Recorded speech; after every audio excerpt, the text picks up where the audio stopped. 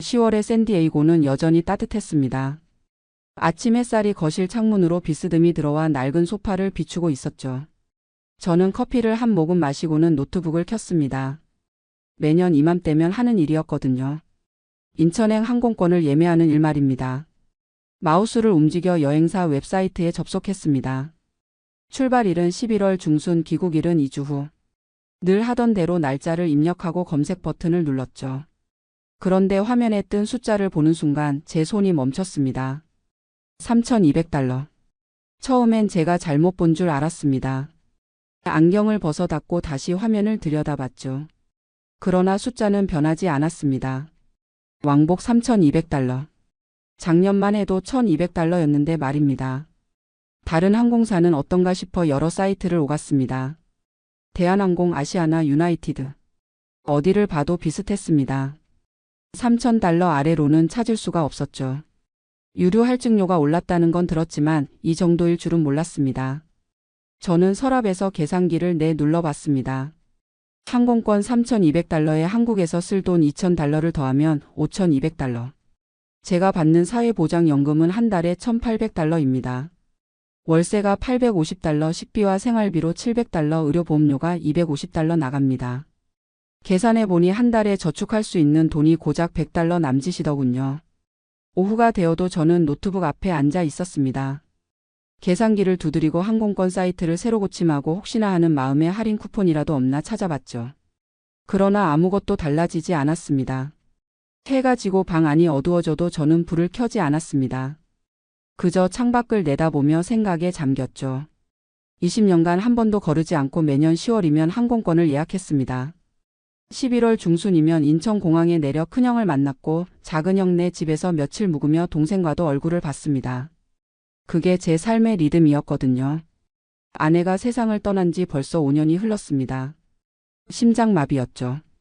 어느 봄날 아침 옆에서 자던 아내가 차갑게 식어 있었습니다.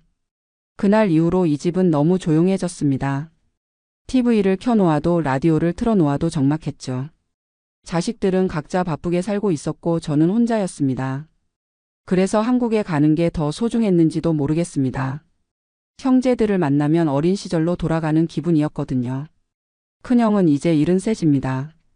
당뇨 합병증으로 다리가 불편해져서 지팡이를 짚고 다니죠. 작년에 봤을 때도 많이 야위셨더군요.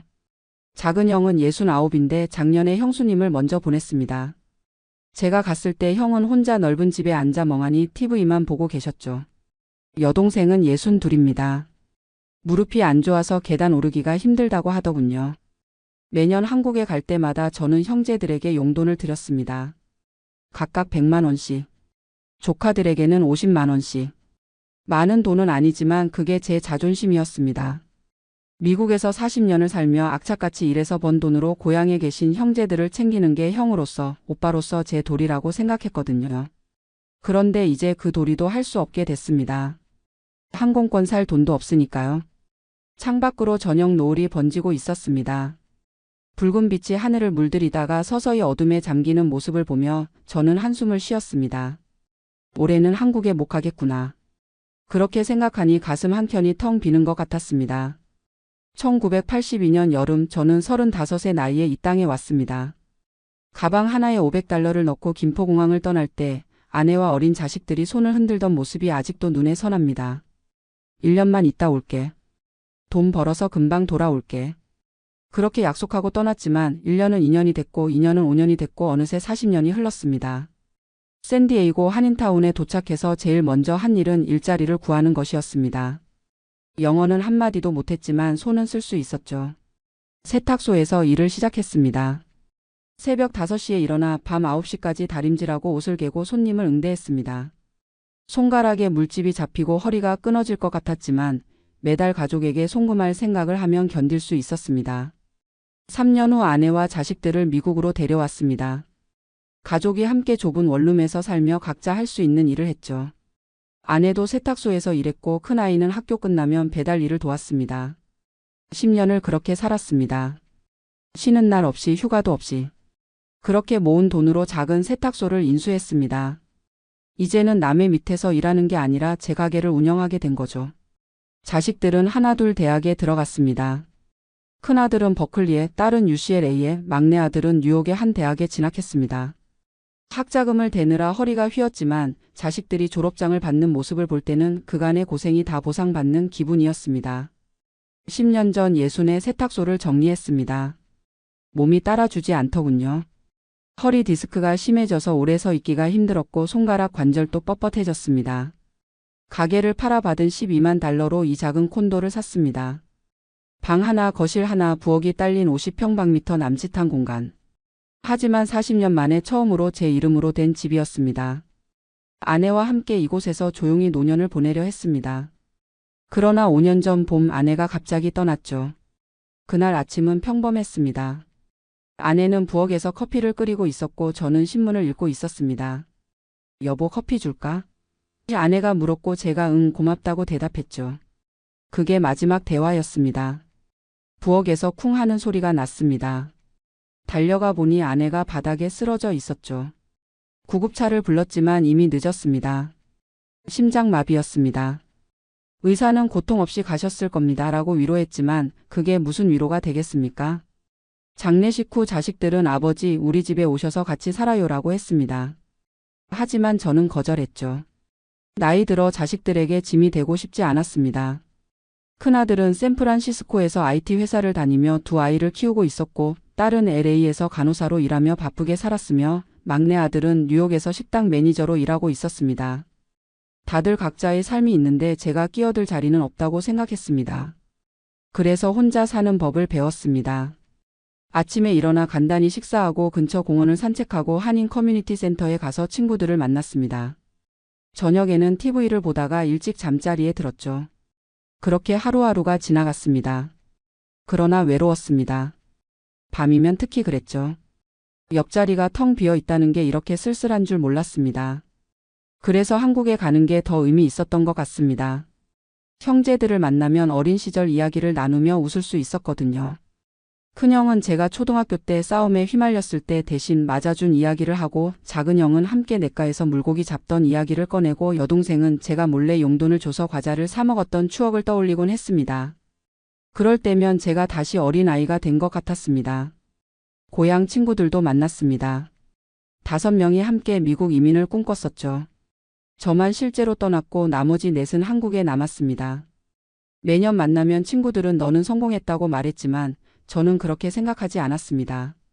40년 동안 허리 굽혀 일하며 산 게 무슨 성공입니까? 그저 먹고 살았을 뿐이죠. 하지만 친구들 앞에서 그런 말은 하지 않았습니다. 대신 미국도 살기 어렵다고 가볍게 말하고는 소주잔을 기울였습니다. 친구들과 밤새 술을 마시며 옛날 이야기를 나누는 그 시간이 제겐 1년 중 가장 행복한 순간이었습니다. 그런데 이제 그 순간도 가질 수 없게 됐습니다. 저는 노트북을 덮고 소파에 깊이 몸을 기댔습니다. 천장을 바라보며 한참을 그렇게 있었죠. 시계가 밤 10시를 가리키고 있었습니다. 다음 날 아침 저는 일찍 일어나 책상 서랍을 뒤졌습니다. 신용카드를 꺼내 들고 카드사 웹사이트에 접속했죠. 할부로 항공권을 끊을 수 있지 않을까 하는 생각이었습니다. 로그인을 하고 신용 한도를 확인했습니다. $3,000. 항공권을 살 수는 있겠더군요. 하지만 결제 버튼을 누르려는 순간 손이 멈췄습니다. 할부 승인이 거부됐다는 메시지가 떴습니다. 은퇴 후 신용 등급이 낮아진 탓이었죠. 저는 신용카드를 내려놓고 휴대전화를 집어들었습니다. 큰아들의 번호를 눌렀다가 다시 끊었습니다. 그리고 딸의 번호를 눌렀다가 또 끊었죠. 막내 아들에게도 마찬가지였습니다. 어떻게 말해야 할지 몰랐습니다. 항공권 돈 좀 빌려줄 수 있니? 라고 말하기가 차마 입에서 나오지 않더군요. 큰아들은 두 아이의 대학 학자금을 저축하느라 빠듯하게 살고 있었습니다. 딸은 작년에 이혼하고 혼자 두 아이를 키우고 있었죠. 막내 아들은 학자금 대출을 아직 다 갚지 못했습니다. 자식들 모두 각자 짊어진 짐이 있는데 제가 어떻게 손을 벌릴 수 있겠습니까? 저는 휴대전화를 내려놓고 컴퓨터 앞에 다시 앉았습니다. 한인 커뮤니티 게시판을 뒤지기 시작했죠. 저렴한 항공권 구하는 법, 마일리지로 무료 항공권 받기, 비수기 여행 팁 같은 글들을 읽었습니다. 마일리지는 제게 없었습니다. 1년에 한 번 한국 다녀오는 게 전부였으니까요. 비수기는 2월이나 3월이라고 했습니다. 하지만 그때는 너무 늦었습니다. 저는 늘 11월에 갔거든요. 형제들도 그때를 기다리고 있을 테고요. 경유 항공편도 알아봤습니다. 도쿄를 거쳐 가거나 타이페이를 경유하는 노선이 조금 저렴하다고 했죠. 하지만 몇백 달러 차이일 뿐이었습니다. 2,800달러나 2,900달러나 제게는 마찬가지로 감당할 수 없는 금액이었습니다. 밤늦게까지 인터넷을 뒤지다가 지쳐 잠들었습니다. 다음 날도 그 다음 날도 비슷했죠. 아침에 일어나면 제일 먼저 항공권 사이트를 확인했습니다. 혹시 가격이 내렸나 하는 기대였지만 숫자는 변하지 않았습니다. 일주일이 지났습니다. 저는 점점 초조해졌습니다. 은행 잔고를 확인하고 또 확인했죠. 2,500달러. 거기서 월세와 생활비를 제하면 남는 게 없었습니다. 계산기를 두드렸습니다. 한 달에 100달러씩 저축하면 3년이 지나야 항공권을 살 수 있었습니다. 3년. 그때쯤이면 큰형은 76이 되고 작은형은 72이 됩니다. 그때까지 형들이 건강하실 수 있을까요? 어느 날 저녁 한인 커뮤니티 센터에 갔습니다. 매주 수요일 저녁이면 노인들이 모여 차를 마시며 담소를 나누는 시간이 있거든요. 오랜만에 나가는 길이었습니다. 며칠간 집에만 틀어박혀 있었더니 답답했습니다. 센터에 들어서니 익숙한 얼굴들이 보였습니다. 김씨 할아버지는 구석 소파에 앉아 신문을 읽고 있었고 박씨 할머니는 다른 할머니들과 화투를 치고 있었습니다. 저는 차를 한 잔 따라 빈자리에 앉았죠. 이 선생 오랜만이네. 어디 아팠나? 옆자리에 앉은 최씨 할아버지가 물었습니다. 저와 비슷한 나이 역시 이민 1세대였죠. 아니 그냥 집에 있었네. 올해도 11월에 한국 가나? 나는 벌써 표 끊었다네. 최씨 할아버지의 말에 제 손이 찻잔을 쥔 채 굳었습니다. 표가 얼마였나? 3,200달러.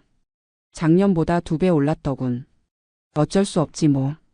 형제들 얼굴 보려면. 최씨 할아버지는 태연하게 말했지만 제게는 그 말이 칼처럼 꽂혔습니다. 그는 갈 수 있는데 저는 갈 수 없다는 현실이요. 나는 올해는 못 갈 것 같네. 제가 조심스럽게 말하자 최씨 할아버지가 고개를 돌렸습니다. 왜? 건강이 안 좋나? 아니 그게 표값이 너무 비싸서. 제 말에 최씨 할아버지가 잠시 말이 없더니 한숨을 쉬었습니다. 그럴 수 있지. 나도 사실 부담스럽네. 하지만 형이 올해 80인데 안 갈 수가 없더군. 옆에서 대화를 듣고 있던 다른 할아버지가 끼어들었습니다. 나도 작년부터 못 가고 있네. 연금으로는 도저히 안 돼. 형제들한테 미안하지만 어쩔 수 없지. 또 다른 할머니가 말했습니다. 나는 올해 동생이 돌아가셨는데 장례식도 못 갔네. 표가 너무 비싸서. 평생 후회될 것 같아. 그 말을 듣는 순간 제 가슴이 철렁 내려앉았습니다. 만약 큰형에게 무슨 일이 생긴다면? 작은형이 갑자기 쓰러진다면? 저는 마지막 인사도 못할 수 있다는 생각이 머릿속을 스쳤습니다. 집으로 돌아오는 길 하늘에는 별이 가득했습니다. 샌디에이고의 10월 밤은 선선했죠. 걸으면서 저는 생각했습니다. 이게 맞는 건가? 40년을 이 땅에서 살며 일했는데 고향에 있는 형제들조차 만날 수 없다는 게 맞는 일인가? 집에 도착해 불을 켰습니다. 텅 빈 거실이 눈에 들어왔죠. 소파, 작은 식탁, TV 그리고 벽에 걸린 가족사진 몇 장. 그게 제 삶의 전부였습니다. 저는 휴대전화를 집어들고 큰형에게 전화를 걸었습니다. 한국은 지금 오후였을 겁니다. 몇 번의 신호음 끝에 큰형이 받았습니다. 여보세요? 형 나야. 오 그래. 무슨 일이야? 요즘 통화도 잘 안 하던데. 큰형의 목소리는 여전히 든든했습니다. 하지만 예전보다 기운이 없는 것 같았죠. 형 올해는 내가 못 갈 것 같아. 전화기 너머로 잠시 침묵이 흘렀습니다. 왜? 어디 아프냐? 아니 그게 아니라 요즘 여기 형편이 좀 어려워서. 거짓말이었습니다. 건강 때문이 아니라 돈 때문이라는 걸 차마 말할 수 없었죠. 그래? 그럼 어쩔 수 없지. 건강이 제일 중요한 거니까 몸 잘 챙겨. 내년에 보자. 큰형은 담담하게 말했지만 목소리에서 실망감이 묻어났습니다.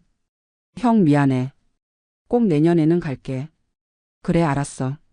걱정 마. 우리 다 잘 있으니까. 전화를 끊고 나서 저는 한참을 그 자리에 서 있었습니다. 가슴이 답답했습니다. 20년간 한 번도 거르지 않고 매년 찾아갔던 사람이 갑자기 안 온다면 형은 무슨 생각을 할까요?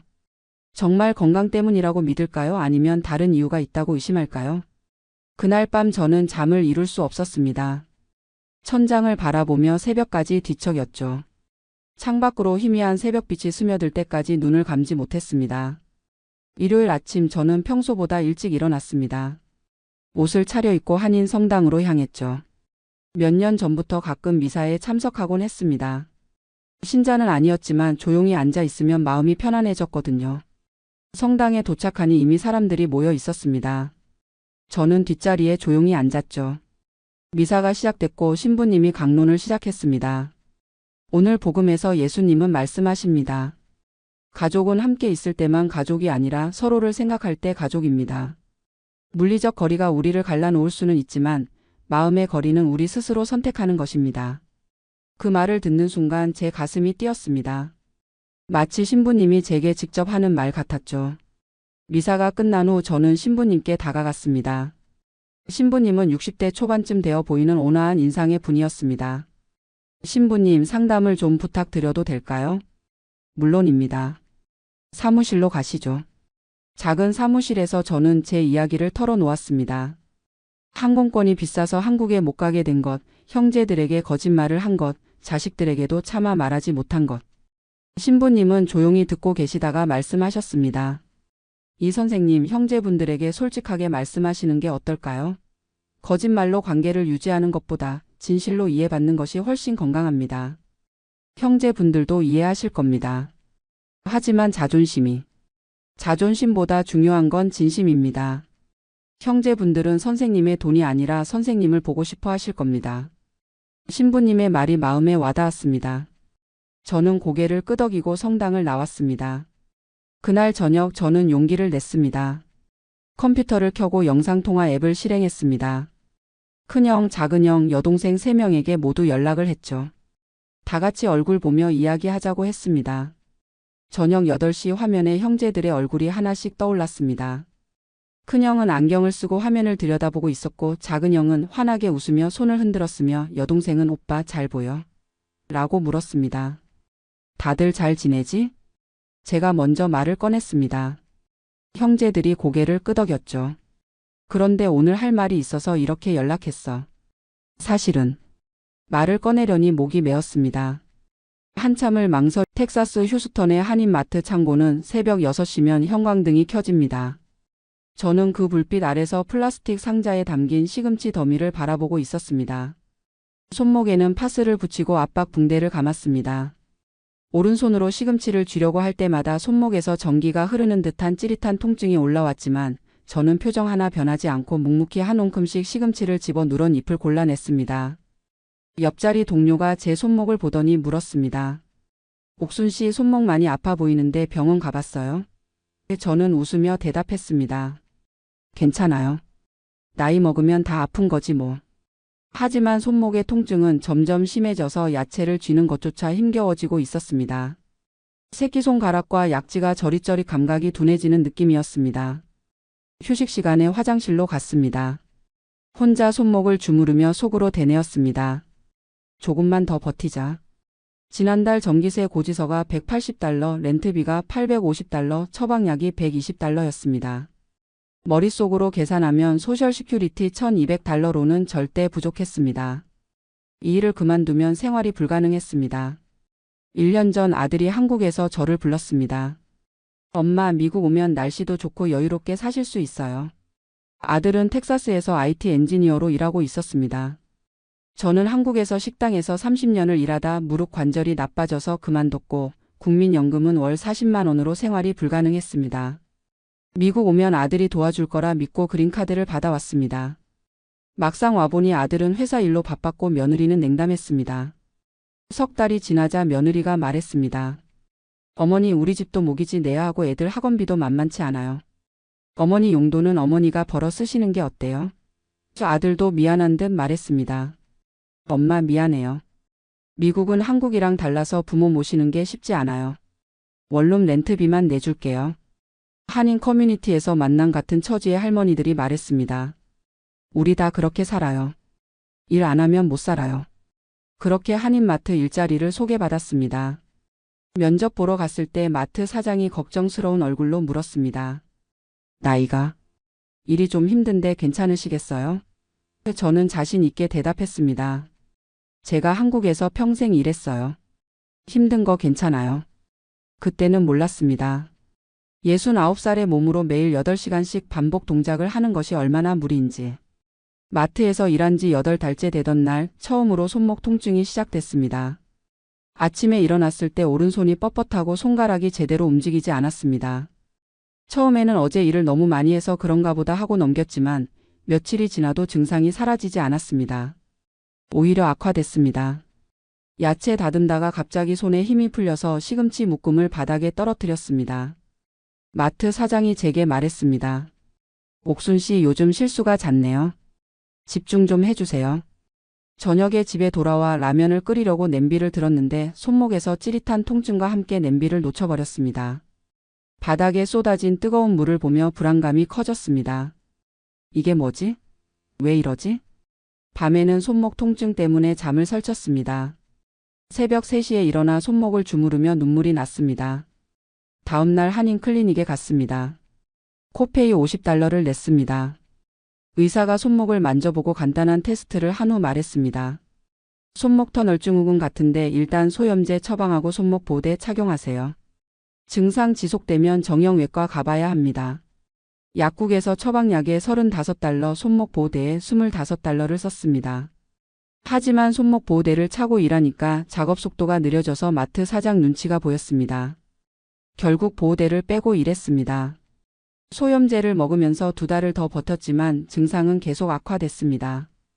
이제는 왼손까지 통증이 시작됐고 밤에는 손목에서 타는 듯한 통증 때문에 거의 매일 깼습니다. 수면 부족으로 낮에 일하다가 졸음이 쏟아졌고 야채 다듬는 속도도 현저히 느려졌습니다. 마트 사장이 제게 말했습니다. 옥순 씨 요즘 너무 느린데 건강에 문제 있으면 솔직히 말씀하세요. 이러다 다른 분 구해야 할 것 같아요. 손목 통증뿐만 아니라 새끼손가락과 약지가 완전히 감각이 무뎌져서 젓가락질도 제대로 못했습니다. 라면 먹다가 젓가락을 떨어뜨렸고 컵을 쥐려다가 놓쳐서 깨뜨렸습니다. 화장실에서 혼자 울었습니다. 이러다 정말 일자리 잃으면 어떡하지? 아들에게 전화해서 손목이 아프다고 말했더니 무심하게 답했습니다. 엄마 병원 가보세요. 메디케어 있잖아요. 병원비가 문제가 아니라 일을 못하면 생활비가 없다고 말하려다가 그냥 전화를 끊었습니다. 한인 커뮤니티 게시판에 조심스럽게 글을 올렸습니다. 손목 터널증후군 수술비 얼마나 드나요? 댓글들이 달리기 시작했습니다. 메디케어 있어도 디덕터블 채우고 코페이 내면 $3,000에서 $4,000는 나와요. 수술 후 석 달은 쉬어야 해요. 저는 수술 안 하고 버티다가 더 악화됐어요. 게시판 글을 보면서 절망감이 커졌습니다. 같은 마트에서 일하는 70대 동료 할머니가 제게 말했습니다. 옥순 씨, 나도 3년 전에 똑같았어요. 수술 안 하면 손 못 쓰게 돼요. 나는 참다가 결국 수술했는데 일찍 했으면 회복도 빨랐을 거예요. 옥순 씨는 아직 초기니까 지금 해요. 할머니가 자신이 수술받았던 한인 정형외과 의사 연락처를 줬습니다. 용기를 내서 정형외과에 예약했습니다. 의사가 신경전도 검사를 하고 결과를 확인한 후 진지하게 말했습니다. 중등도 손목 터널 증후군입니다. 이미 신경 손상이 상당히 진행됐어요. 수술 안 하면 영구적 손상 올 수 있습니다. 수술 날짜를 잡고 비용 상담을 받았습니다. 메디케어 파트 B 적용 후 본인 부담금이 $3,200였습니다. 의사가 설명했습니다. 수술 후 최소 6주는 무거운 것 들거나 반복 동작 금지, 완전 회복까지 석 달 소요됩니다. 집에 돌아와 계산기를 두드렸습니다. 소셜 시큐리티 $1,200, 렌트비 $850, 전기수도비 $150, 휴대폰 $50, 처방약 $120, 식비 $300. 일 못하면 매달 $270가 부족했습니다. 석 달이면 $810가 부족했습니다. 저축한 돈이 $5,000 있었지만 수술비 $3,200를 내면 $1,800만 남았습니다. 밤새 고민하다가 한인 커뮤니티 게시판에서 단기 렌트 광고를 봤습니다. 현재 원룸을 한 달만 서브렛으로 내놓고 아들 내 집 거실 소파에서 석 달 회복하기로 결심했습니다. 아들에게 전화했습니다. 아들아, 엄마가 수술해야 하는데 회복할 동안만 너희 집에서 지낼 수 있을까? 아들이 며느리와 상의한 후 전화했습니다. 엄마, 석 달은 좀. 한 달 정도만 계시면 안 될까요? 절망했습니다. 동료 할머니가 제안했습니다. 우리 집 빈방에서 지내세요. 나도 혼자 사는데 말동무 있으면 좋죠. 눈물을 흘리며 감사 인사를 했습니다. 마트 사장에게 수술 사실을 알리자 냉정하게 말했습니다. 석 달이나요? 그럼 다른 사람 뽑아야겠네요. 자리는 보장 못해요. 충격받았지만 건강이 먼저라며 수술 결심을 굳혔습니다. 수술 전날 동료 할머니들이 모여서 미역국을 끓여줬습니다. 옥순 씨, 수술 잘 될 거예요. 우리가 돌아가면서 밥 해줄게요. 수술 당일 아들이 운전해서 병원에 데려다 줬습니다. 엄마, 저도 미안해요. 제가 형편이 더 좋았으면. 아들이 처음으로 진심 어린 사과를 했습니다. 수술은 국소 마취로 1시간 만에 끝났습니다. 의사가 말했습니다. 수술 잘 됐어요. 생각보다 신경 손상이 심했는데 제때 수술해서 다행입니다. 손목에 깁스를 하고 퇴원했습니다. 동료 할머니 집에서 회복을 시작했습니다. 첫 일주일은 손목 통증과 붓기로 힘들었지만 2주 차부터 서서히 감각이 돌아오기 시작했습니다. 물리치료를 받으러 가면서 한인 커뮤니티 센터에서 노인 일자리 프로그램 포스터를 봤습니다. 앉아서 할 수 있는 경량 작업 주 3일 시급 $13. 물리치료사에게 물었습니다. 제 손목으로 이런 일 가능할까요? 물리치료사가 답했습니다. 석 달 회복 후면 반복 동작만 피하면 괜찮을 거예요. 수술 후 6주 차 깁스를 풀고 손목 움직임이 많이 좋아졌습니다. 하지만 완전히 회복되지 않아 무거운 것을 들거나 손목을 꺾는 동작은 여전히 통증이 있었습니다.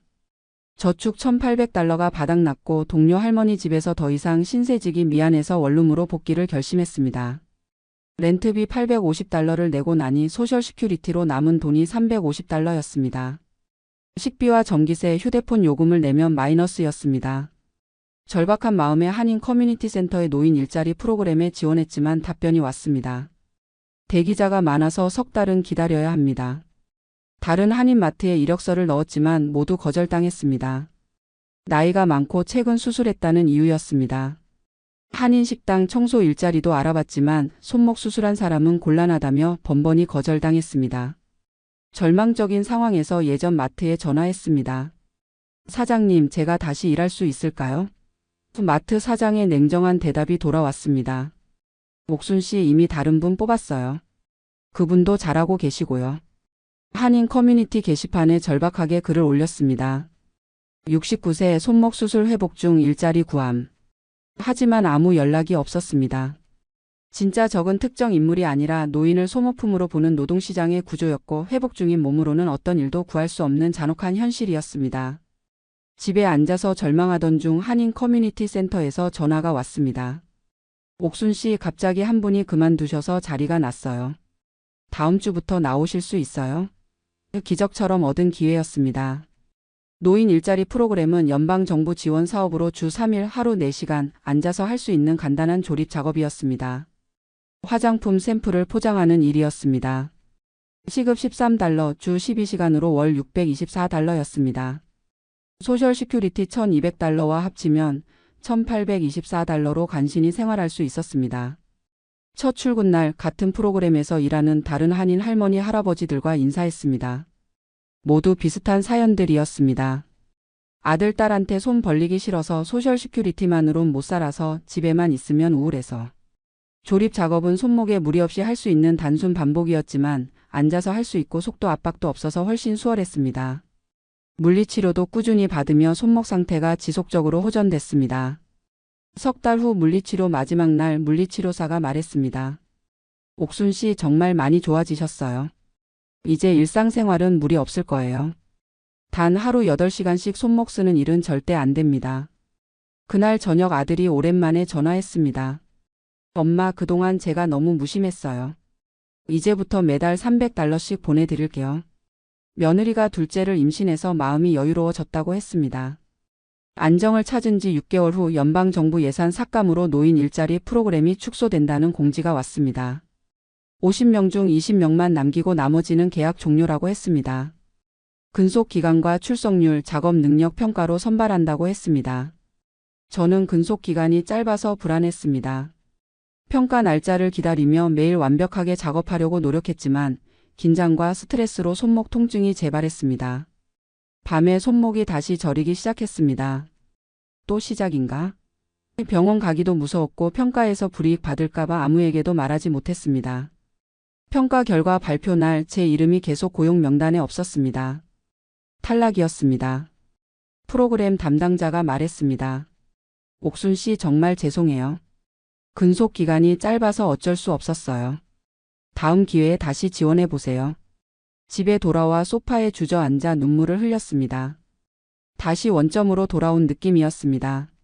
이번에는 손목도 완전히 회복되지 않았고 나이는 더 들었고 저축은 바닥이었습니다. 아들에게 전화하려다가 둘째 낳으면 더 힘들 텐데 부담 주기 싫어서 그냥 전화를 끊었습니다. 한인 커뮤니티 게시판에서 다른 사람의 글을 봤습니다. 70살 넘은 사람도 할 수 있는 일 있나요? 제 처지와 똑같았습니다. 댓글들이 달려 있었습니다. 그 나이에는 힘들어요. 가족이 도와줘야죠. 교회에 부탁해보세요. 절망감이 최고조에 달했습니다. 절망 속에서 일주일을 보내던 중 한인교회 목사가 신방을 왔습니다. 옥순 집사님 요즘 예배에 안 나오셔서 걱정했어요. 모든 사정을 털어놓자 목사가 말했습니다. 교회 내에 실버케어 네트워크라는 프로그램이 있어요. 어르신들끼리 서로 돕는 거예요. 건강한 70대 초반 어르신들이 80에서 90대 거동 불편한 어르신들을 돌보는 일이었습니다. 말벗 장보기 도우미, 병원 동행 등으로 교회가 소정의 사례비를 지급한다고 했습니다. 주 2일 하루 3시간 월 $400였습니다. 완벽한 해결책은 아니었지만 소셜 시큐리티 $1200와 아들 지원 $300, 실버케어 $400를 합치면 $1900로 최소 생활이 가능했습니다. 무엇보다 손목에 무리 없는 가벼운 일이었습니다. 프로그램에 등록하고 첫 배정을 받았습니다. 87세 치매 초기 독거 할머니 댁이었습니다. 할머니가 반갑게 맞아주며 말했습니다. 젊은 사람이 왔네. 저를 69살을 젊다고 표현했습니다. 함께 TV를 보고 옛날 이야기를 나누고 냉장고를 정리하고 간단한 요리를 도와드렸습니다. 손목에는 전혀 무리가 없었고 오히려 누군가에게 도움이 된다는 보람이 있었습니다. 할머니가 제 손을 꼭 잡으며 말했습니다. 고맙습니다. 혼자 있으면 너무 외로웠는데. 그 따뜻함에 저도 눈물이 났습니다. 프로그램 담당 집사가 말했습니다. 옥순 집사님이 정말 잘해주신다고 할머니가 칭찬하셨어요. 다음 주부터 한 분 더 추가로 방문해 주실 수 있어요? 주 3일로 늘어나면 월 $600였습니다. 손목 상태도 물리치료를 다시 받으며 관리하기로 결심했습니다. 한인 클리닉에서 의사가 말했습니다. 이번엔 초기에 오셨네요. 약물 치료와 스트레칭으로 관리 가능할 것 같아요. 실버케어 일을 시작한 지 1년 후 손목은 꾸준한 관리로 큰 무리 없이 유지됐고 이제는 4명의 어르신을 돌보며 주 4일 근무 월 $800 수입을 얻었습니다. 총 수입이 소셜 시큐리티 $1200, 아들 지원 $300, 실버케어 $800로 $2300가 됐습니다. 여유 있는 생활이 가능했고 작은 저축도 다시 시작했습니다. 어느 날 예전에 일하던 한인마트 앞을 지나가다 우연히 마트 사장과 마주쳤습니다. 사장이 물었습니다. 옥순 씨 오랜만이네요. 요즘 뭐해요? 저는 대답했습니다. 교회에서 어르신들 돌보는 일 해요. 손목에 무리 없고 보람도 있어요. 사장이 말했습니다. 아, 그래요? 사실 저희도 요즘 사람 구하기 힘들어요. 다시 오실 생각 없어요? 저는 잠시 망설이다가 제 손목을 내려다봤습니다. 희미하게 남은 수술 흉터가 보였습니다. 그리고 단호하게 대답했습니다. 아니요. 저는 이제 제 몸을 제일 먼저 생각하기로 했어요. 돈도 중요하지만 건강을 잃으면 아무 소용없더라고요. 사장이 어색하게 웃으며 돌아갔습니다. 그날 저녁 실버케어에서 돌보는 87세 할머니 댁을 방문했습니다. 할머니가 환하게 웃으며 말했습니다. 옥순 씨 올 시간이네. 기다렸어요. 함께 저녁을 준비하며 할머니가 말했습니다. 젊었을 때 너무 무리하게 일했더니 지금 이 모양이에요. 옥순 씨는 나처럼 되지 마세요. 저는 조용히 대답했습니다. 네, 이미 한번 경험했어요. 다시는 그러지 않을 거예요. 현재 71살이 된 저는 실버케어 일을 3년째 하고 있습니다. 이제는 프로그램 내에서 신입 자원봉사자들을 교육하는 멘토 역할도 맡고 있습니다.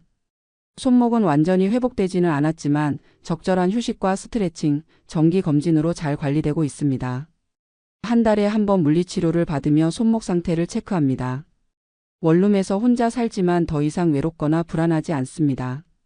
매주 일요일 아들네 가족이 저녁에 초대해주고 손주들이 물어봅니다. 할머니 손 괜찮아요? 며느리도 이제는 챙겨줍니다. 어머니 무리하지 마세요. 교회 실버케어 네트워크는 더욱 확대되어 50명 이상의 어르신들이 서로를 돌보는 시스템으로 성장했습니다. 저는 신규 멤버들에게 제 경험담을 공유합니다. 나이 들어서도 일은 할 수 있어요. 하지만 내 몸을 망가뜨리면서까지 해서는 안 돼요. 건강을 잃으면 모든 걸 잃는 거예요. 새 부동산 중개인이 태블릿을 내 쪽으로 돌려 보였을 때 나는 귀를 의심했습니다. 화면에 떠 있는 숫자가 믿기지 않았어요. 32만 달러.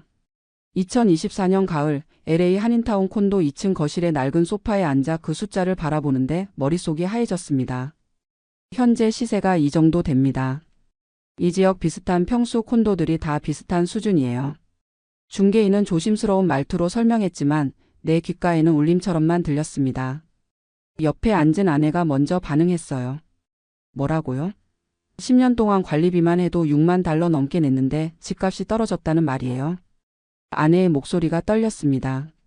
나는 아무 말도 할 수 없었어요. 2014년에 35만 달러 주고 산 집이었습니다. 10년이 지났는데 오히려 3만 달러나 떨어졌다니. 미국 부동산은 무조건 오른다던 말은 다 무슨 소용이었을까요? 중개인이 난처한 표정으로 말을 이었습니다. 건물이 이제 좀 오래됐고요. 한인타운 자체가 발전이 더딘 편이라서요. 최근 몇 년간 치안 문제도 있고. 그의 말이 흐릿하게 들렸습니다. 나는 창밖을 바라봤어요. 낡은 건물들이 즐비하고 한글 간판들이 빼곡히 늘어선 거리가 보였습니다. 10년 전에도 이런 풍경이었고 지금도 똑같았어요. 아무것도 변하지 않은 이 거리에서 나만 늙어간 것 같았습니다. 중개인이 떠나고 나서 거실에는 무거운 침묵만 남았습니다. 아내가 긴 한숨을 내쉬며 말했어요. 당신이 그때 내 말 들었어야지. 토렌스나 어바인 단독주택 보러 가자고 했잖아. 그 말에 대답할 수가 없었습니다. 가슴이 먹먹했어요. 10년 전 그날이 떠올랐습니다. 마이너스.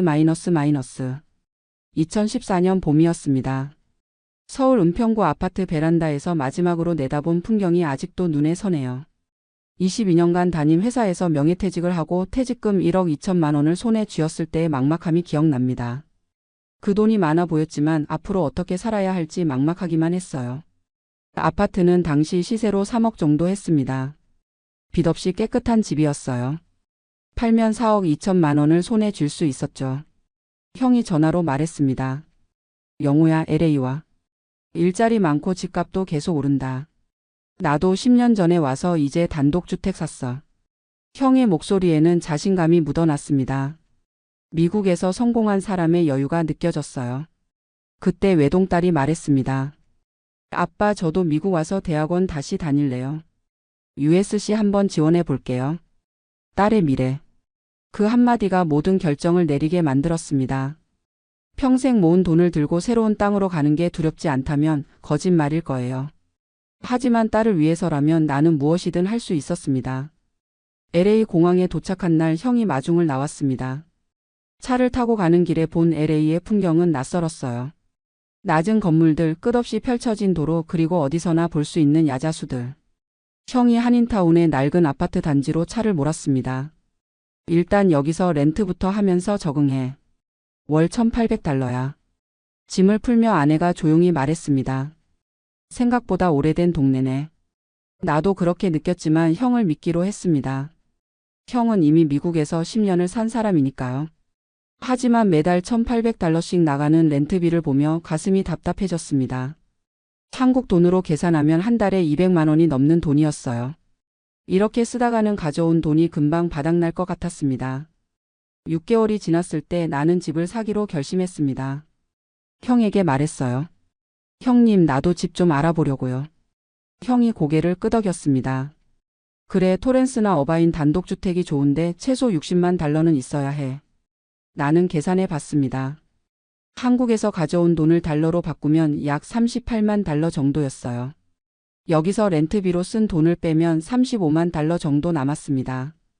60만 달러짜리 집을 사려면 25만 달러를 대출받아야 했는데 미국에 온 지 얼마 안 돼서 신용도 없는 내가 대출을 받을 수 있을지 의문이었어요. 형님, 그럼 일단 저렴한 콘도부터 사서 몇 년 살다가 집값 오르면 팔고 단독주택으로 옮기면 안 될까요? 형이 잠시 생각하더니 말했습니다. 그것도 방법이긴 한데 콘도는 관리비가 좀 비싸. 하지만 나는 이미 마음을 정했습니다. 한 푼이라도 아껴서 안정적으로 시작하고 싶었어요. 부동산 중개인을 만났습니다. 젊은 한국 여자였는데 친절하게 이것저것 설명해 줬어요. 한인타운은 한국 음식도 가깝고 병원, 은행 다 한국말 통하는 곳 많아서 편하세요. 그리고 앞으로 개발 계획도 있어서 집값 오를 거예요. 그녀가 보여준 콘도는 투베드룸으로 35만 달러였습니다. 20년 된 건물이었어요. 엘리베이터가 좁았고 복도에서 이상한 냄새가 났습니다. 주차장은 지하에 있었는데 조명이 어두웠어요. 하지만 가격은 적당했습니다. 아내가 방을 둘러보며 조심스럽게 말했습니다. 건물이 너무 낡아 보이는데. 주차장도 좁고. 미국 부동산은 다 오른다잖아. 일단 내 집부터 마련하고 보자. 나는 그렇게 아내를 설득했습니다. 지금 생각하면 너무 성급했던 결정이었어요. 하지만 그때는 불안했습니다. 렌트비가 계속 나가는 게 아까웠고 빨리 안정을 찾고 싶었어요. 계약서에 사인했습니다. 35만 달러 중 15만 달러는 계약금으로 내고 20만 달러는 모기지를 받았어요. 월 모기지 페이먼트는 1,200달러 정도였습니다. 열쇠를 받아들고 집에 들어섰을 때 아내가 말없이 창밖을 바라봤어요. 그 표정이 불안해 보였지만 나는 괜찮다고 잘 될 거라고 믿고 싶었습니다. 마이너스. 입주한 지 한 달 만에 첫 관리비 고지서를 받았습니다. 500달러. 생각보다 높았어요. 중개인이 관리비에 대해 설명하긴 했지만 막상 청구서를 받아보니 부담스러웠습니다. 모기지 1,200달러에 관리비 500달러, 재산세가 월로 나누면 300달러 정도. 합치면 월 2,000달러였어요. 렌트비보다 더 많이 나가는 셈이었습니다. 괜찮아, 이건 내 집이니까. 렌트는 그냥 버리는 돈이지만 이건 자산이야. 나는 스스로를 달랬습니다. 하지만 3개월 후 에어컨이 고장났습니다. 수리기사가 와서 확인하더니 말했어요. 전체를 교체해야 합니다. 3,200달러요. 가슴이 철렁했습니다. 한국 돈으로 400만 원이 넘는 돈이었어요. 딸 학비도 걱정인데 갑자기 큰 돈이 나가니 밤잠을 설쳤습니다. 6개월 후에는 온수기가 터졌습니다. 또 1,800달러가 나갔어요. 형에게 전화했습니다. 형님, 단독주택은 이런 관리비가 없다며? 콘도는 건물 전체 관리비를 나눠내는 거라 비싼 대신 외부 수리는 안 해도 돼. 지붕이나 외벽 같은 거 말이야. 그 말이 위로가 됐습니다. 적어도 큰 수리는 안 해도 되는구나. 하지만 1년 후 희망은 다시 무너졌습니다. 건물 전체 주민회의 공지가 왔습니다. 외벽 페인트 공사를 해야 하는데 가구당 특별 부담금으로 4,500달러를 내야 한다는 거예요. 회의 날 작은 회의실에 주민들이 모였습니다. 30가구 중 한국 사람이 20가구 정도였어요. 대부분 나처럼 50대 이상의 이민자들이었습니다. 한 아주머니가 손을 들고 물었습니다. 이게 꼭 해야 하는 공사예요? 건물관리위원장이 고개를 끄덕였습니다. 외벽이 많이 손상돼서 안 하면 건물 가치가 더 떨어집니다. 그때 옆자리 남자가 한숨을 쉬며 말했습니다. 나도 5년 전에 38만 달러 주고 샀는데 지금 팔려고 내놔도 35만 달러에도 안 팔려요. 내 귀가 쫑긋해졌습니다. 5년 전에 38만 달러면 나보다 3만 달러나 더 비싸게 산 거예요. 그런데 지금은 35만 달러에도 안 팔린다니. 가슴이 서늘해졌습니다. 이 지역 콘도들이 다 그래요. 건물 오래되고 한인타운 자체가 정체돼 있어서. 회의가 끝나고 집에 돌아와 아내에게 말했습니다. 여보, 이 집 시세가 안 오르는 것 같아. 아내가 날카롭게 물었습니다. 그럼 우리도 빨리 팔고 다른 데로 가야 하는 거 아니에요? 나는 계산해 봤습니다. 지금 팔면 35만 달러를 받을 수 있고 여기서 모기지 19만 달러를 갚으면 16만 달러가 남습니다. 처음 계약금으로 낸 15만 달러보다 1만 달러 늘어난 거지만 그동안 낸 관리비와 수리비를 생각하면 손해였어요. 게다가 다시 집을 사려면 중개 수수료도 내야 했습니다. 조금만 더 기다려보자. 개발 계획이 있다잖아. 나는 아내를 설득했습니다. 사실은 나 자신을 설득하는 거였어요. 3만 달러 손해보고 팔 용기가 없었습니다. 그리고 미국 부동산은 결국 오른다는 막연한 믿음이 아직 남아 있었어요. 마이너스. 생활비를 벌어야 했습니다. 미국에 와서 6개월 동안은 가져온 돈으로 버텼지만 계속 그럴 수는 없었어요. 한인 마켓 계산대 직원 자리를 구했습니다. 시급 15달러, 주 40시간 일하면 월 2,400달러 정도였어요. 여기서 세금을 떼면 실수령액은 2,000달러 정도였습니다. 첫 출근날 유니폼을 입고 계산대에 섰을 때의 기분이 아직도 생생합니다. 한국에서는 22년간 격리부장이었어요. 부하 직원도 있었고 나름대로 존중받는 위치였습니다. 그런 내가 이제 계산대에서 물건값을 찍고 있었어요. 자존심이 상했지만 딸 학비와 생활비를 생각하면 할 수밖에 없었습니다. 아내도 한인 식당에서 설거지 일을 시작했습니다. 월 1,800달러를 벌었어요. 두 사람 수입을 합치면 3,800달러.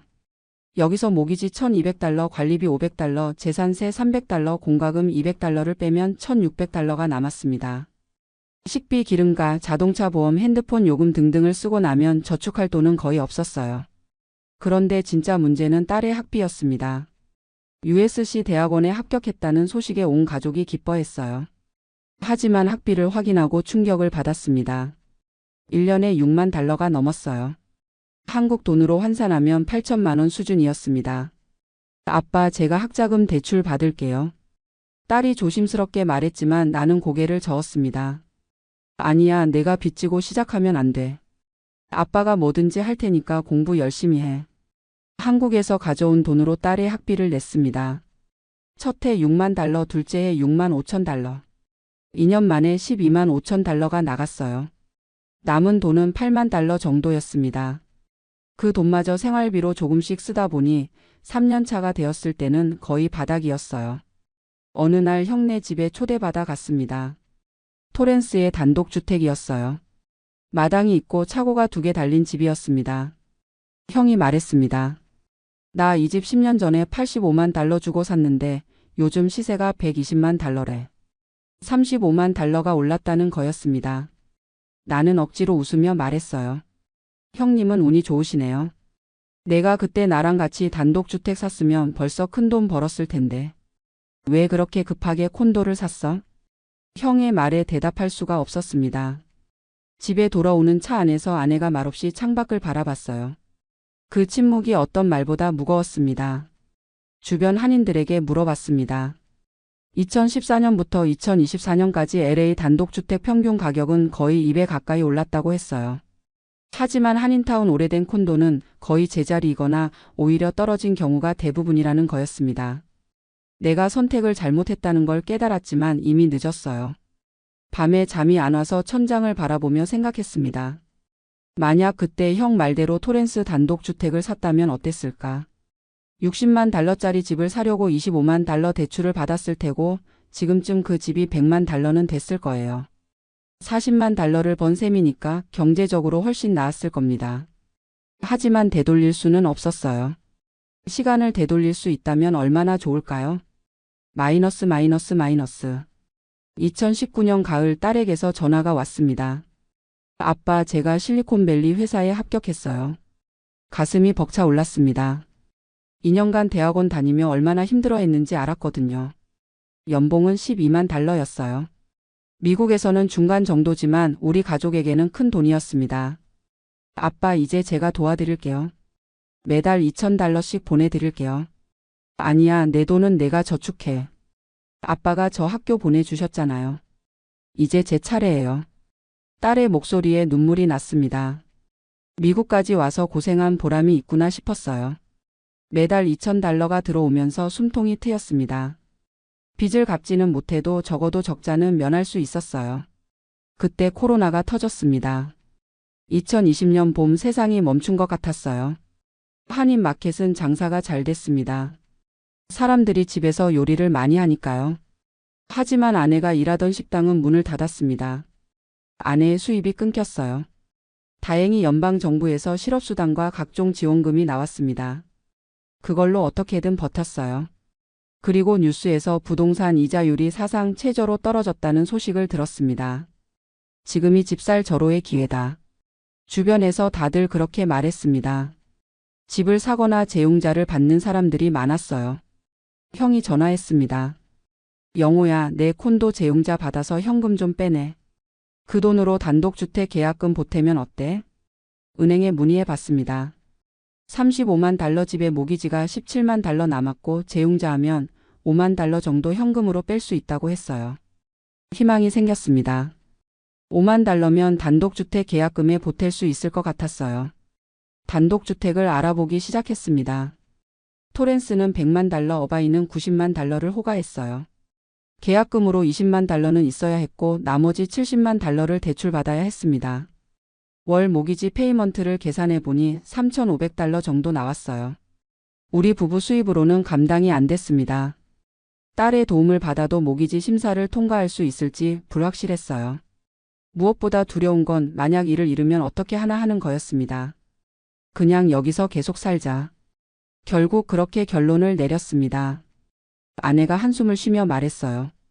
기회는 오는데 우리는 잡을 수가 없네. 그 말이 가슴에 박혔습니다. 타이밍을 또 놓쳤다는 생각에 밤잠을 설쳤어요. 마이너스. 2021년 세상이 조금씩 정상으로 돌아왔습니다. 부동산 시장은 폭등하기 시작했어요. 뉴스마다 집값이 오른다는 소식뿐이었습니다. 한인타운 콘도도 영향을 받았어요. 우리 집 시세를 알아보니 38만 달러까지 올랐다고 했습니다. 드디어 오르나 보다. 처음으로 희망이 보였습니다. 같은 건물 3층 집이 39만 달러에 팔렸다는 소식을 들었어요. 이제 손익분기점이구나 싶었습니다. 그때 딸에게서 전화가 왔습니다. 아빠, 저 결혼해요. 기쁜 소식이었어요. 남자친구는 샌디에이고에서 일하는 엔지니어였습니다. 남자친구가 샌디에이고에 집이 있어서 거기서 살 거예요. 아빠, 엄마도 가까운 데로 이사 오면 좋겠어요. 딸 근처에서 살 수 있다니 가슴이 뛰었습니다. 샌디에이고 콘도를 알아봤어요. 50만 달러 선이었습니다. 지금 집을 39만 달러에 팔고 11만 달러만 보태면 살 수 있었어요. 딸이 도와주면 충분히 가능했습니다. 아내가 적극적이었습니다. 샌디에이고는 날씨도 좋고 한인타운보다 깨끗하잖아. 딸 가까이 가서 살아요. 부동산 중개인에게 연락했습니다. 매물을 내놓고 40만 달러를 호가했어요. 그런데 한 달이 지나도 관심 보이는 사람이 없었습니다. 가격을 38만 달러로 내렸지만 여전히 연락이 없었어요. 중개인이 설명했습니다. 요즘 다들 단독주택만 찾아요. 콘도는 관리비 부담 때문에 기피하는 추세예요. 6개월을 기다렸습니다. 그동안 집을 보러 온 사람은 단 3팀뿐이었어요. 그마저도 가격을 깎으려고만 했습니다. 35만 달러를 부르는 사람도 있었어요. 그 가격이면 차라리 안 팔겠습니다. 결국 매물을 내렸습니다. 그 사이 샌디에이고 콘도는 60만 달러로 올랐어요. 손이 떨렸습니다. 또 기회를 놓쳤구나. 딸에게 전화했습니다. 미안해. 집이 안 팔려서 샌디에이고로 못 갈 것 같아. 괜찮아요, 아빠. 제가 자주 놀러 갈게요. 딸의 목소리에서 실망이 느껴졌습니다. 아내는 말없이 방에 들어가 문을 닫았어요. 그날 밤 화장실에서 혼자 울었습니다. 62살 남자가 화장실 바닥에 주저앉아 소리 없이 울고 있었어요. 마이너스. 2022년 뉴스에서 연준이 금리를 인상한다는 소식이 들렸습니다. 부동산 시장이 얼어붙기 시작했어요. 한인타운 콘도 시세는 다시 35만 달러로 떨어졌습니다. 6개월 후에는 33만 달러까지 하락했어요. 그런데 더 큰 문제가 터졌습니다. 건물관리위원회에서 긴급 통보가 왔어요. 지하 주차장에 누수가 발견됐고 전면 보수 공사가 필요하다는 거였습니다. 가구당 특별 부담금 1만 2천 달러. 주민회의는 아수라장이었습니다. 한 할머니가 울먹이며 말했어요. 나는 은퇴연금으로 겨우겨우 사는데 어디서 1만 2천 달러를 구해요? 옆자리 남자가 테이블을 치며 소리쳤습니다. 이 돈 낼 바에야 그냥 집 버리고 나가겠어요. 관리위원장이 난처한 표정으로 말했습니다. 공사를 안 하면 건물이 더 위험해지고 시세는 더 떨어질 겁니다. 집에 돌아와 딸에게 전화할 수밖에 없었습니다. 미안하지만 좀 도와줄 수 있겠니? 한참 침묵이 흘렀습니다. 아빠, 제가 지금 결혼 준비하느라 돈이 많이 들어가는데요. 딸의 목소리에 망설임이 묻어났습니다. 가슴이 찢어지는 것 같았어요. 아빠가 미안해. 정말 급한 상황이라서. 알았어요. 1만 달러 보내드릴. 아침 햇살이 부엌창으로 비스듬히 들어오고 있었습니다. 15년 만에 다녀온 한국 여행의 여운이 아직 가시지 않은 채 저는 커피 머신 앞에 서 있었어요. 한국에서 사온 원두를 갈아 넣고 버튼을 누르는 동안 고국의 냄새가 아직도 코끝에 맴도는 것 같았습니다. 2년 전 남편 퇴직 후 처음 가본 한국이었으니까요. 동생네 집에서 먹었던 된장찌개 맛, 남대문 시장에서 맡았던 호떡 굽는 냄새, 그 모든 것이 아직 생생했어요. 커피가 뚝뚝 떨어지는 소리를 들으며 찬장 쪽으로 고개를 돌렸을 때였습니다. 싱크대 옆 하얀 찬장 모서리에 뭔가 작고 갈색인 것들이 움직이고 있었어요. 처음엔 먼지인 줄 알았습니다. 가까이 다가가 보니 벌레였어요. 서너 마리 정도. 그리 크지 않은 좁쌀만 한 크기의 갈색 벌레들이 찬장 테두리를 기어다니고 있었습니다. 아이고, 날씨가 더워지니까 벌레가 나오나 보네. 혼잣말을 하며 휴지를 뽑아 벌레들을 닦아냈어요. 그리 대수롭지 않게 생각했습니다. 오래된 아파트니까 이럴 수도 있지 하고요. 커피를 마시며 아침 뉴스를 보는 동안 저는 그 작은 벌레들을 완전히 잊고 있었습니다. 문제는 저녁 때 시작됐어요. 남편이 퇴근해서 들어오고 저는 저녁 준비를 위해 다시 부엌으로 갔습니다. 찬장 문을 열려는데 문 틈새에서 벌레들이 또 보였어요. 이번엔 아침보다 훨씬 많았습니다. 10여 마리는 됐을 거예요. 심지어 벽을 타고 올라가는 것도 있었습니다. 가슴이 철렁했어요. 여보, 이리 좀 와봐. 부르는 목소리가 떨렸습니다. 남편이 넥타이를 풀며 부엌으로 왔어요. 제가 손가락으로 벌레들을 가리키자 남편의 얼굴이 굳어졌습니다. 이게 뭐야? 우리 집에 이런 벌레가 왜 있어? 남편이 당황한 얼굴로 찬장 문을 활짝 열었습니다. 그 순간 우리는 숨이 멎는 것 같았어요. 찬장 안쪽 선반에 놓아둔 한국에서 가져온 건어물 봉지들, 그 주변으로 수십 마리, 아니 어쩌면 100여 마리는 될 것 같은 벌레들이 우글거리고 있었습니다. 황태포를 담은 비닐봉지에는 작은 구멍들이 숭숭 뚫려 있었고 마른 멸치 봉지 안쪽으로도 벌레들이 기어다니는 게 보였어요. 이거 한국에서 가져온 거 아니야? 남편의 목소리가 차가웠습니다. 저는 아무 말도 못했어요. 손이 떨려서 봉지를 제대로 잡을 수조차 없었습니다. 한국에서 동생이 정성스레 챙겨준 것들이었어요. 언니, 미국 가면 이런 거 못 먹잖아. 이것도 싸가고 저것도 싸가라며 트렁크 가득 채워줬던 그 음식들. 아들이 엄마 이번에 한국 가면 맛있는 거 많이 사와요라며 부탁했던 그것들이 지금 이 끔찍한 상황의 원인이 되어 있었습니다. 밤새 잠을 설쳤어요. 옆방에서 남편이 뒤척이는 소리가 들렸습니다. 부엌 쪽에서 무언가 바스락거리는 소리 같은 게 계속 들리는 것 같았어요. 착각인지 실제인지 알 수 없었지만 그 소리 때문에 눈을 감을 수가 없었습니다. 다음 날 아침 남편이 출근하고 나서 저는 다시 부엌으로 갔습니다. 밤새 더 번식했는지 벌레들은 어제보다 많아 보였어요. 용기를 내서 거실을 확인하러 갔습니다. 소파 뒤편 벽과 소파 사이의 좁은 틈새를 들여다보는데 그곳에도 벌레들이 있었어요. 다리에 힘이 풀렸습니다. 침실로 갔어요. 옷장을 열었습니다. 한국에서 가져온 한복을 보관한 옷커버 안쪽, 거기에도 벌레들이 득실거리고 있었어요. 이제 공포를 넘어 절망이 밀려왔습니다. 집 전체가 오염된 건가? 어떻게 해야 하지? 떨리는 손으로 휴대전화를 집어들었어요. 인터넷을 검색했습니다. 갈색 작은 벌레, 건어물 벌레라고 쳐봤어요. 화면에 나타난 정보를 읽으며 눈앞이 캄캄해졌습니다. 곡물 좀벌레라는 종류였어요. 건어물이나 곡물, 건조식품에서 번식하며 매우 빠르게 퍼진다고 했습니다. 한번 번식하면 집 전체로 확산될 수 있다는 글도 있었어요. 바로 한인 커뮤니티 게시판에서 찾은 해충방제 업체에 전화를 걸었습니다. 한국말로 급하게 상황을 설명했어요. 상대방은 침착한 목소리로 오늘 오후에 방문 가능합니다 라고 했습니다. 오후 2시라고 했어요.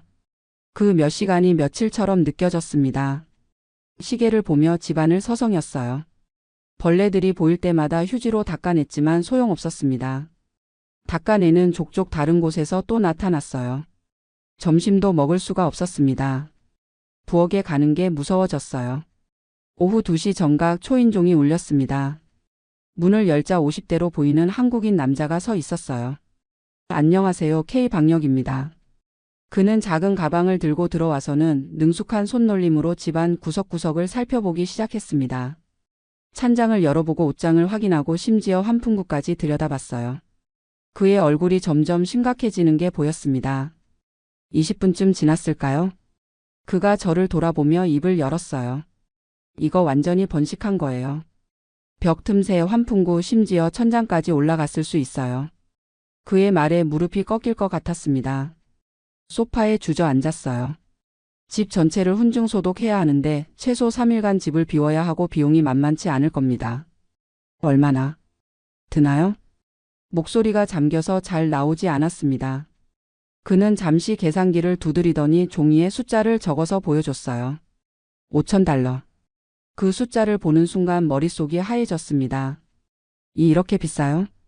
지금 안 하시면 더 퍼져서 나중엔 10,000달러도 넘어갈 수 있어요. 이웃집까지 번질 수도 있고요. 이웃집. 그 말에 정신이 번쩍 들었어요. 우리 아파트는 7층이고 6층부터 8층까지 같은 구조로 연결되어 있습니다. 환풍구가 연결되어 있다는 얘기를 들은 적이 있었어요. 일단 견적서 남겨드릴게요. 빨리 결정하시는 게 좋을 겁니다. 그가 나간 뒤 저는 소파에 그대로 앉아 있었습니다. 견적서를 손에 쥔 채로요. 5,000달러. 우리 부부의 예금 잔고가 8,000달러 정도였어요. 남편 퇴직금은 작년에 집 보일러 교체하고 지붕 수리하느라 거의 다 써버렸습니다. 5,000달러를 쓰면 노후 자금이라고 할 것도 없어지는 거예요. 저녁에 남편이 돌아왔습니다. 견적서를 보여줬어요. 남편의 얼굴이 빨개졌습니다. 당신이 한국에서 뭘 가져왔길래 이 지경이 된 거야? 내가 그냥 여기서 사 먹자고 했잖아. 그날 밤 처음으로 남편과 큰 소리로 다퉜어요. 정확히 말하면 남편이 소리를 지르고 저는 말없이 눈물만 흘렸습니다. 남편의 말이 틀린 건 아니었어요. 남편은 한국 가기 전에 음식은 거기서 먹고 와. 괜히 가져와서 문제 생기면 어떡하냐고 말했었거든요. 하지만 아들이 부탁했고 며느리가 김치를 담가달라고 했고 동생이 트렁크 가득 채워줬는데 어떻게 거절할 수 있었겠어요. 다음 날 아들에게 전화를 걸었습니다. 며느리가 담가달라고 한 김치를 일주일 전에 가져다 줬었거든요. 전화를 받자마자 아들의 목소리가 날카로웠어요. 엄마, 우리 집도 엄마가 담가준 김치 때문에 벌레 나왔어. 며느리가 완전 난리야. 엄마 김치통에서 시작된 것 같은데 우리 집 소독비도 엄마가 내주셔야 하는 거 아니야? 전화기를 든 손이 얼음장처럼 차가워졌습니다. 며느리에게도 전화를 걸어봤지만 받지 않았어요. 문자도 읽은 표시만 뜨고 답장이 없었습니다. 그날 오후 집 보험회사에 전화를 걸었어요. 혹시 보험으로 처리할 수 있을까 하는 희망을 안고요. 상담원의 목소리는 차갑고 명확했습니다.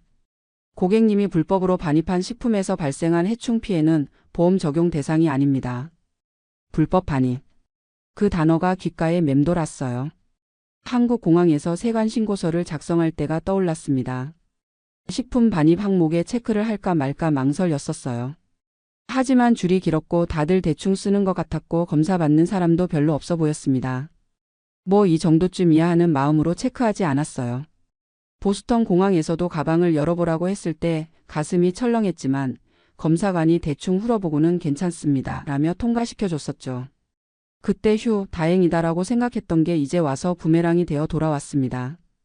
은행 앱을 켰어요. 예금 잔액을 확인했습니다. 8,123달러 57센트. 5,000달러를 쓰고 나면 3,000달러 남짓. 그것도 다음 달 관리비와 공과금을 내야 하니 실제로는 2,000달러 정도만 남는 거예요. 남편의 연금으로 생활하고 있지만 그것도 달마다 빠듯했습니다. 해충 방제 업체에 다시 전화를 걸었어요. 혹시 좀 더 저렴한 방법은 없나요? 일부만 소독하는 건 안 될까요? 부분 방역은 소용없어요. 이미 번식한 상태라 전체 훈증만이 답입니다. 이걸 안 하시면 계속 퍼져요. 전화를 끊고 소파에 주저앉았습니다. 창밖을 바라봤어요. 보스턴의 5월 하늘은 맑고 푸르렀습니다. 저 하늘처럼 마음이 맑았던 때가 언제였을까? 한국에서 돌아올 때만 해도 행복했었어요. 동생을 만나고 친구들을 만나고 고향 음식을 실컷 먹고 트렁크 가득 짐을 싸면서도 기분이 좋았습니다.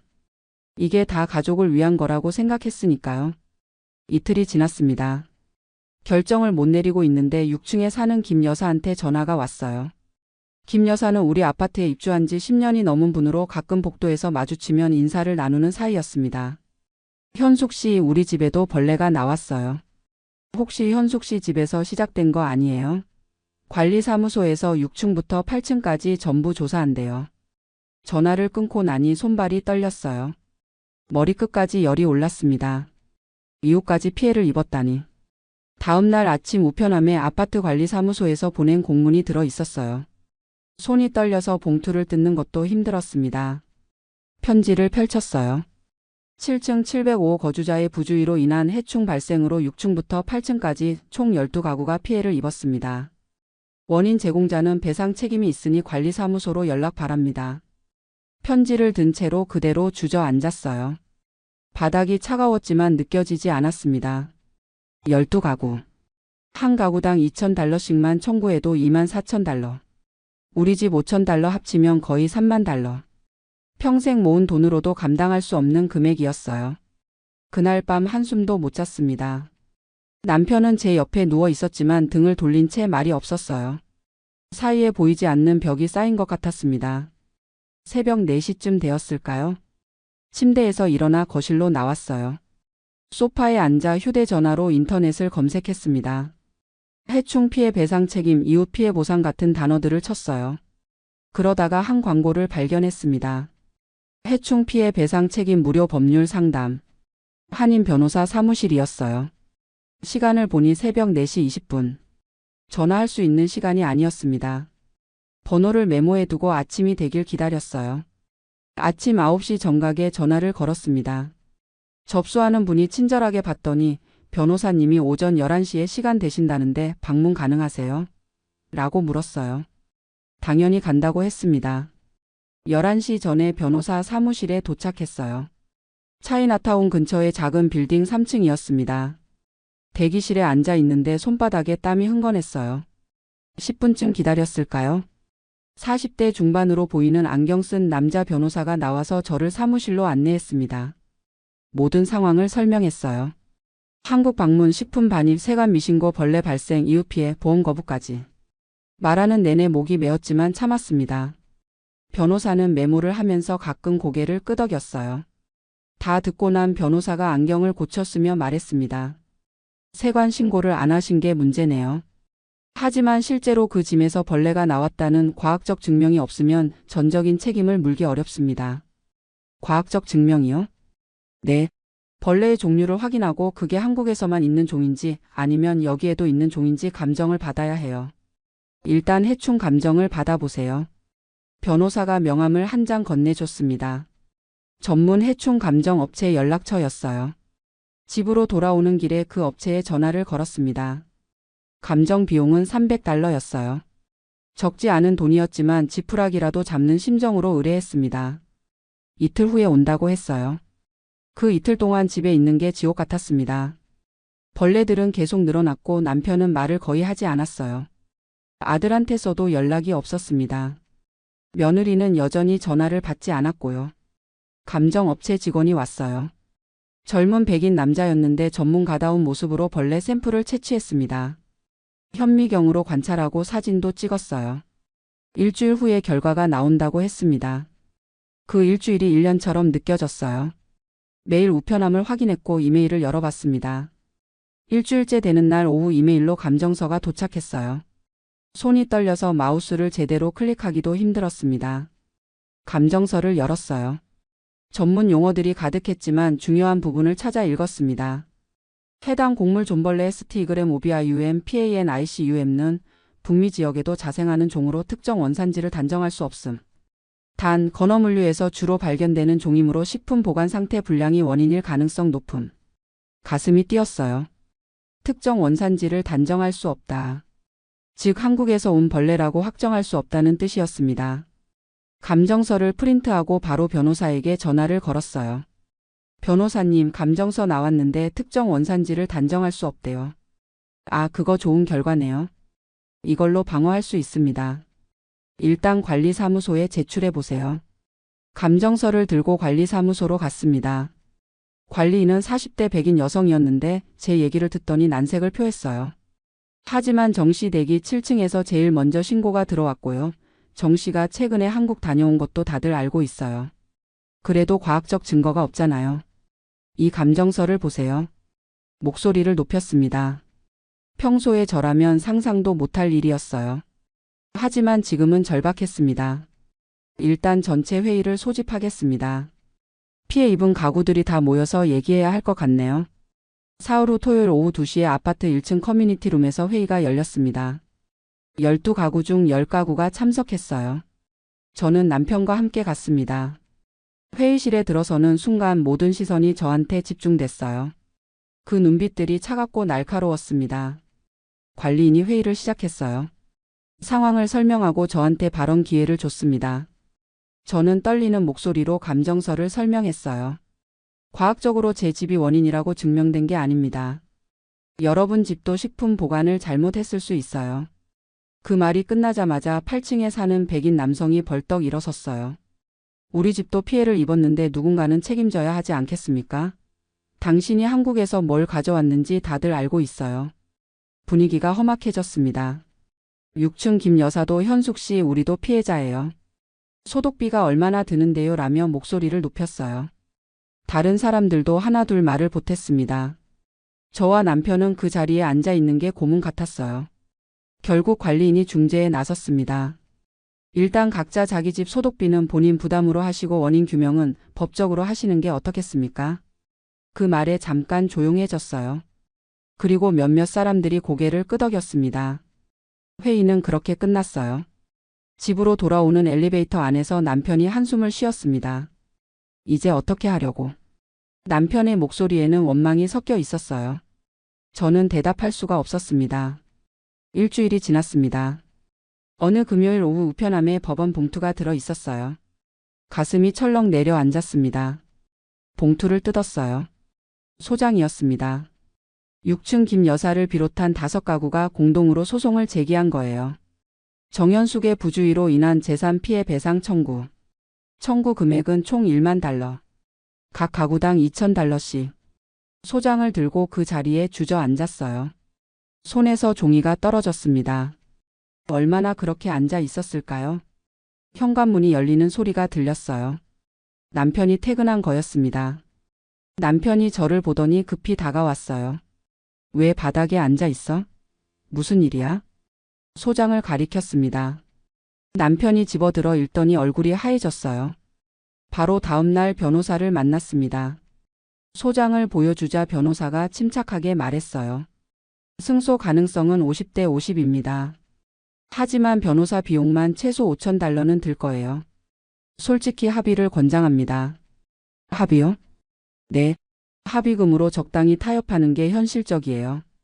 재판 가면 시간도 오래 걸리고 결과도 장담 못합니다. 집에 돌아와 남편과 의논했어요. 우리가 낼 수 있는 최대 금액을 계산했습니다. 5,000달러. 그게 한계였어요. 변호사를 통해 합의금 5,000달러를 제시했습니다. 사흘 후 답이 왔어요. 상대 측 변호사가 거부했다는 겁니다. 최소 8,000달러는 받아야 한다고 했대요. 협상은 결렬됐고 재판 날짜가 잡혔습니다. 5월 28일. 그 사이 아들 네 집에서도 연락이 왔어요. 며느리가 직접 전화를 걸어왔습니다. 어머니, 우리 집 소독비 1,500달러 내주셔야 해요. 어머니가 준 김치 때문에 벌레 생긴 거 확실해요. 냉장고도 새로 사야 할 것 같은데 그것도 어머니 책임 아니에요? 목소리가 차갑고 날카로웠어요. 저는 아무 말도 못했습니다. 전화를 바꿔받은 아들이 한숨을 쉬었어요. 엄마, 와이프가 너무 스트레스 받아서 병원도 다니고 있어요. 진짜 이번 일로 우리 집안 분위기 완전 엉망이에요. 아들의 목소리에는 피곤함이 가득했어요. 전화를 끊고 나서 저는 한참을 울었습니다. 가족도 이웃도 모두 저한테 등을 돌렸어요. 남편마저 차갑게 대했습니다. 나도 직장에서 창피해서 못 다니겠어. 사람들이 다 알더라고. 한국인 커뮤니티가 얼마나 좁은데. 그날 밤부터 악몽에 시달렸어요. 벌레들이 몸을 뒤덮는 꿈, 법정에서 패소하는 꿈, 집을 빼앗기는 꿈. 매일 밤 비명을 지르며 깼습니다. 남편이 옆방으로 가서 자기 시작했어요. 재판 전날 밤이었습니다. 변호사한테서 전화가 왔어요. 현숙 씨 상대 측에서 합의금 3,000달러로 낮췄어요. 그냥 여기서 합의하시는 게 어떨까요? 재판 가면 결과를 장담 못합니다. 3,000달러. 우리 집 소독비 5,000달러 합치면 8,000달러. 은행 잔고가 거의 다 없어지는 거예요. 손이 부들부들 떨렸습니다. 생각해 볼게요. 전화를 끊고 밤새 잠을 못 잤어요. 남편한테 물어봤지만 당신 알아서 해라는 차갑고 짧은 대답만 돌아왔습니다. 재판 당일 아침 법원으로 가는 길이었어요. 차를 몰고 가다가 문득 한인 성당 앞을 지나쳤습니다. 20년 만에 보는 성당이었어요. 잠시 망설이다가 차를 세웠습니다. 성당 안으로 들어갔어요. 조용했습니다. 몇몇 사람들이 앞쪽 의자에 앉아 기도하고 있었어요. 저도 뒤쪽 의자에 앉았습니다. 기도를 하려고 했지만 무슨 말을 해야 할지 몰랐어요. 그냥 앉아서 눈물만 흘렸습니다. 얼마나 그렇게 있었을까요? 옆자리에 누군가 앉는 기척이 느껴졌어요. 고개를 돌리니 70대로 보이는 할머니가 저를 보고 계셨습니다. 많이 힘들어 보이시네요. 할머니의 목소리가 따뜻했어요. 그 따뜻함에 그만 무너져 내렸습니다. 모든 사정을 털어놓았어요. 한국 여행, 벌레, 이웃 갈등, 소송, 가족의 냉대. 말하는 내내 눈물이 멈추지 않았습니다. 할머니가 제 손을 잡아주셨어요. 저도 비슷한 일 겪었어요. 10년 전에 우리 집 수도관 터져서 아래층 물 난리 났었죠. 그때 아래층에서 배상하라고 난리였는데 알고 보니 건물 자체가 오래되어서 수도관이 다 부식된 거였어요. 건물주 책임이었죠. 할머니의 말에 무언가 번개처럼 스쳤어요. 혹시 이 아파트 건물주가 해충 방역을 제대로 하고 있었는지 확인해 보셨어요? 방역이요? 네. 아파트는 정기적으로 해충 방역을 해야 해요. 그걸 안 했으면 건물 관리 소홀이죠. 가슴이 두근거렸습니다. 왜 그 생각을 못했을까요? 바로 변호사에게 전화를 걸었어요. 변호사님, 아파트 건물 방역 기록 확인할 수 있나요? 아, 그거 생각 못했네요. 바로 관리사무소에 정보 공개 청구 넣겠습니다. 법원까지는 아직 40분 정도 남았어요. 성당에 앉아서 초조하게 기다렸습니다. 20분쯤 지났을까요? 변호사한테서 전화가 왔어요. 현숙 씨, 대박입니다. 이 건물 지난 2년간 정기 방역 한 번도 안 했어요. 계약은 되어 있는데 실제로는 안 한 거예요. 건물주와 관리회사 책임입니다. 손이 떨렸어요. 할머니가 제 손을 꼭 잡아주셨습니다. 잘 될 거예요. 법정에 도착했어요. 남편이 먼저 와 있었습니다. 변호사가 급히 달려와서 새로 확보한 자료를 보여줬어요. 지난 5년간 방역 기록이었는데 3년 전까지는 분기별로 방역을 했지만 2년 전부터 기록이 없었습니다. 재판이 시작됐어요. 원고 측 변호사가 먼저 주장을 폈습니다. 제가 한국에서 불법으로 식품을 반입했고 그것 때문에 벌레가 생겼다는 내용이었어요. 저를 바라보는 원고들의 눈빛이 차가웠습니다. 우리 변호사가 일어났어요. 감정서를 제출하며 벌레 종이 한국 특유의 것이 아니라 북미에도 자생한다는 걸 설명했습니다. 그리고 결정적으로 건물 방역 기록을 제출했어요. 이 건물은 지난 2년간 정기 방역을 실시하지 않았습니다.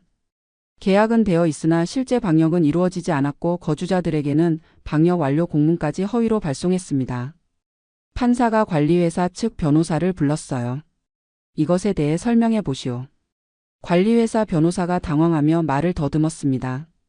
판사가 일주일간 재판을 연기하고 관리회사와 건물주에게 지난 5년간의 방역 기록 전부를 제출하라고 명령했어요. 법정을 나서는데 다리에 힘이 없었어요. 남편이 처음으로 제 손을 잡아줬습니다. 일주일이 지났어요. 그 일주일 동안 처음으로 조금 숨을 쉴 수 있었습니다. 아들한테서 전화가 왔어요. 엄마, 재판 어떻게 됐어? 아직 진행 중이야.